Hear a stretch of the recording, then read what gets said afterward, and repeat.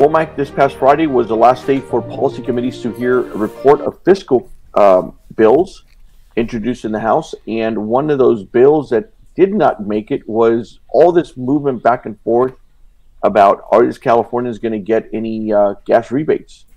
You know, we heard the Democrats go out there. We had the governor go out there. We also had Republicans.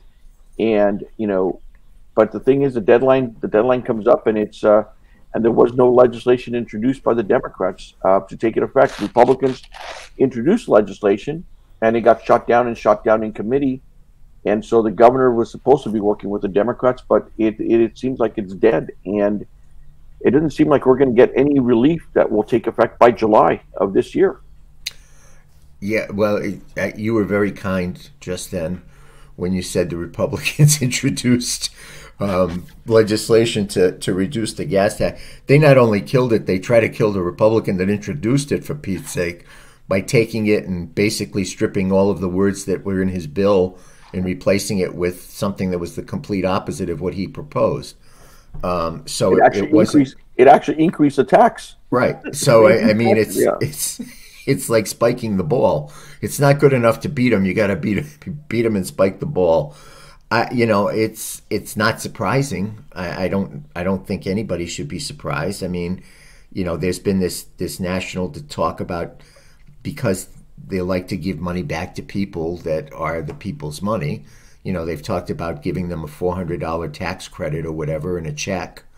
But, you know, the studies show what the actual cost of the gas prices are and what you're actually getting back. You're only getting back half of the extra money that you've had to pay. I think it's important to note that all of this, you know, while there's the discussion and the blame on Vladimir Putin for all of this, you know, a significant part of the tax increase or the gas increase in the state of California happened before February 24th or 22nd of 2022 when Ukraine was invaded. So, you know, it's not just part of it. A very small part of it is because of that. And I don't think people honestly have an issue with paying more because of that. But, you know, we've said it before. California is the highest in the country in terms of gas prices, and it's not even close.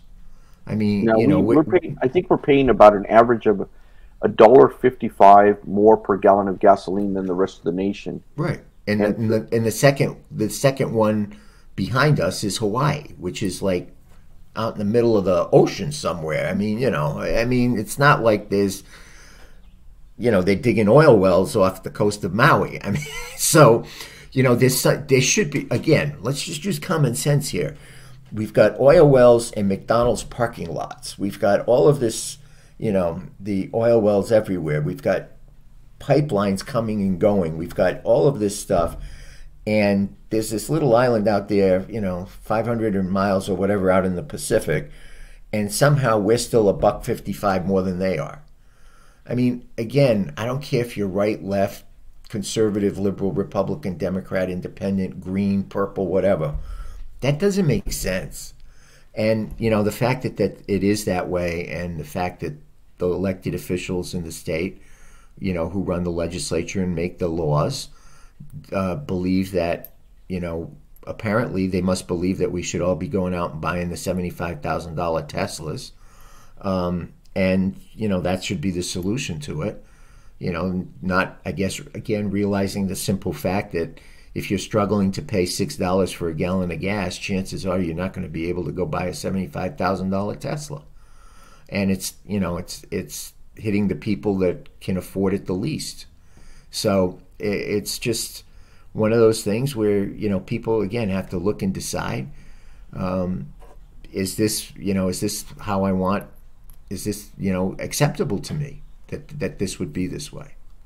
Right, and that has been a very kind of, I don't know, an elitist, a very, I mean, just in communications land, it has just been horrible messaging that the Biden administration, even the Gavin Newsom administration, has come out. It's like, yeah, just go buy an electric car, and right, you won't have to worry about gas prices. And you said it very well, which is, you know, if you're having a tough time just paying $6 a gallon, you know, $2 more per gallon of gasoline, or $3 than you were a couple months ago, how the heck are you going to go pay, you know, $1,200, $1,300 a month more just for the price of the vehicle. Right. And and that's over the next 7 years or however long and things. God forbid that everybody did that, there wouldn't be enough. I mean, check your electric bill. Do you think that's any lower than it was 2 years ago? I mean, utilities, water, everything has gone up in price. Everything's gone up. So I mean that's part of the thing too. Is you say, oh yeah, just plug your car in. Well, yeah, you plug your car in, but it ain't free. I mean, so and just check your, again, you compare electric bills in California to compare to other states. It's night and day difference. It is tone deaf, is what it is. It's completely tone deaf to the problems that people are actually facing. And it just makes you wonder. I mean, if you really want to more cheaply be able to get gas rather than buying a Tesla, you should run for public office and become a state legislator, because then you get a free gas card that you can get all the gas you want. Maybe if they took that allowance away from them and they had to pay the $6, it might be a little different. I doubt it though, because it's not really about price of gas. It's really about the hate that they have for oil companies and their preservation of the environment, which, to what we discussed earlier, is all well and good and pure of heart, but it ain't working. It's not fixing anything.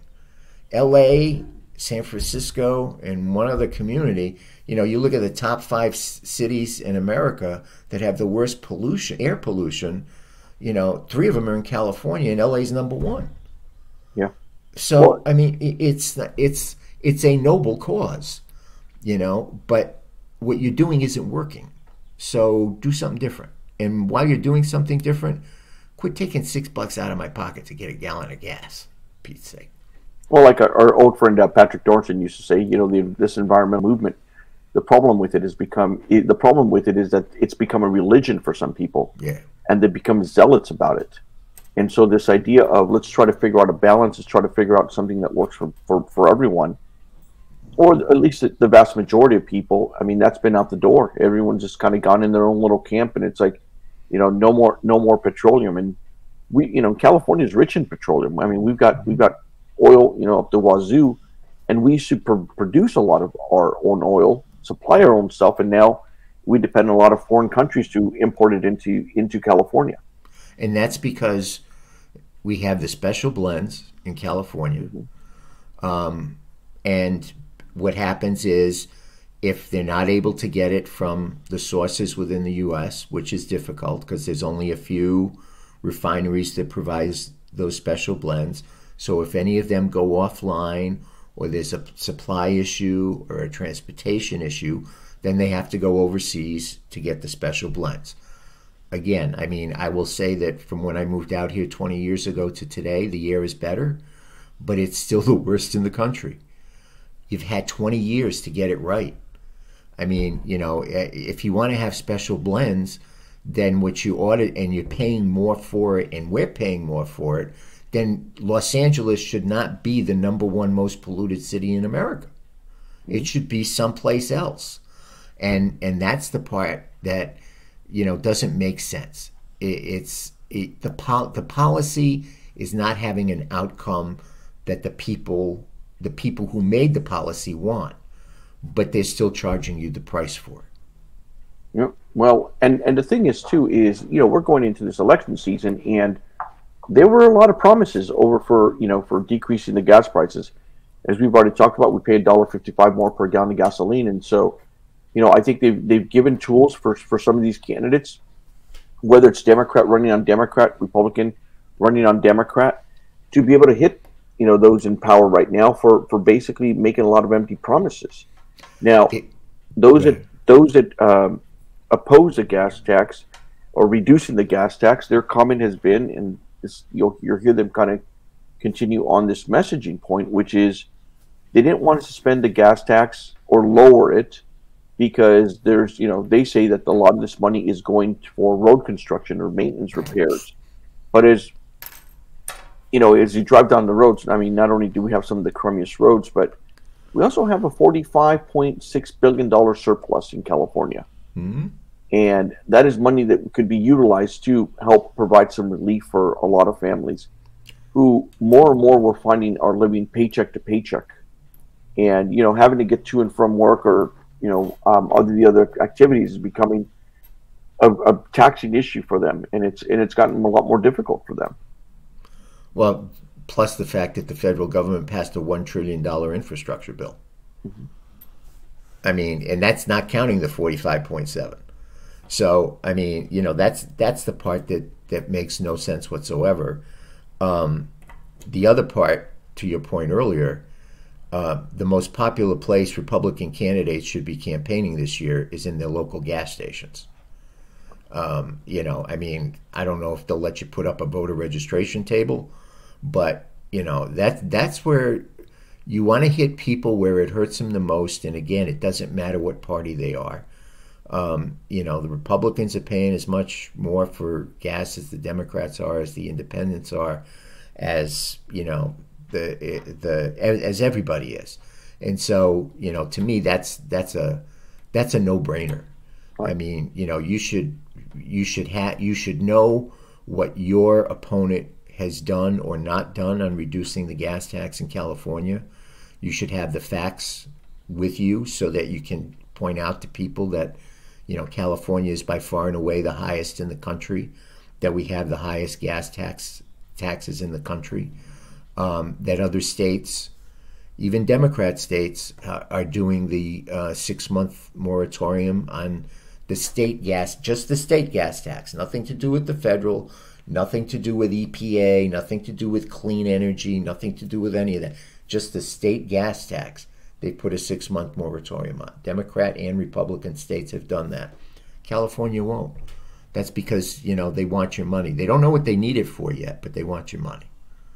Well, we're going to have to try to figure out, and what is that messaging that Republicans or Democrats who are running against the incumbents use on this gas tax? It's, is it just another failed promise? Is it all talk and no action, or does this just get bundled into this? Because several, and I bring this up because several decades ago, I don't know decades ago, but it seems like it. You and I worked on Schwarzenegger, and we remember it was a tripling of the vehicle registration fee. Yeah. Yeah, and we ended up getting all this people signing these petitions to repeal the tripling of the vehicle registration fee. Yeah. What do you envision as a messaging or things that candidates can do on this gas prices? I mean, and you mentioned one already. It's like go and campaign over at gasoline stations. Yeah, I mean, to me, it's like if you go to campaign sign waivers, put them in front of gasoline station. I think it's they don't care. I think that's the message. They don't care. If they did, they would do something about lowering this. I would, maybe dress someone up as Newsom and dress somebody else as Putin and have a vote and say which one, stand them outside a gas station and say which one of these is causing you more gas headaches. The reality is it's Gavin Newsom. It's not Vladimir Putin. So, I mean, things like that are gimmicky, like we did before. I remember it was our first state party convention, and we were at the Marriott in LAX, and we brought in this old beat-up car, and, people paid money to, it said beat the car tax, and people took sledgehammers to it. I think it was the first time I think that it was almost like a cathartic thing for people. And then someone had to drive it up to Sacramento, which was pretty bizarre. But I mean, those kinds of things which can capitalize or encapsulate the message and make people respond to it, I think work. And again, I think they're the kinds of things that cross party lines because, you look at, you mentioned the polling. You look at the polling, it's the economy that is the number one issue, with everybody. It doesn't matter your ethnic background. It doesn't matter where you live. It's everybody. And there's something you can do about this one. That's the point. There's something that can be done to stop you from paying $6 a gallon or 595 or whatever it is today. And it can be done by the state, and it can be done pretty easily, and they won't do it. And so Right. they either not going to do it because they don't care, or because they don't think you're going to do anything about it. Well, and just kind of close the loop on that project you and I worked on. And gosh, I remember, what was it, 2003 or 2000? It was It was Greg Davis was in office. Yeah, And it was September of '03, I think it was. we ended up gathering over 50,000 people to sign this like form to say, hey, yeah, we want to lower the tripling the gas tax, which was just I mean, people were angry, and I feel the same sentiment happening now, where people are just kind of upset as to, or they feel a sense of frustration not knowing what they can do about it or how to go about it, and they grudgingly go out and fill up their gas tank every time they need to do Right. something. There's nothing that we can do. There's nothing the state can do about the fact that the U.S. is helping the Ukraine and Russia has attacked Ukraine and all of that kind of stuff. But there's still 53 or 54 cents every time you go to the pump. $1.50. Well, you add on all the other Yeah, stuff. yeah, Yeah, it's $1.50. You're right. That you're gonna tell us after $1 trillion infrastructure bill, 45 billion last year, 27 billion this year, and a whole bunch of other goodies that are coming down the pike from the federal government to the states, that you can't afford not to, say, okay, we're going to take a timeout because we've already going to get a hit because of what's happening overseas that we can't do anything about, but this we can do something about. And so, it's even, I mean, just think of it. Think of what I'm about to say. We're going to tighten our belt so we don't have to take that extra $1.50 in the gas, even though we're tightening our belt after getting 45 billion here, 27 billion here, and 1 trillion in infrastructure. It's amazing what people can get away with. Yeah. Well, we'll see how this issue kind of unfolds, and Well, there's I'm seeing. some other wonderful things with the legislature going on too, though, right? Well, yeah, but on this particular thing, we still have, there's still a budget process, so we'll see if anything comes around, during the budget process to kind of ease that situation, and so, we'll let everyone know.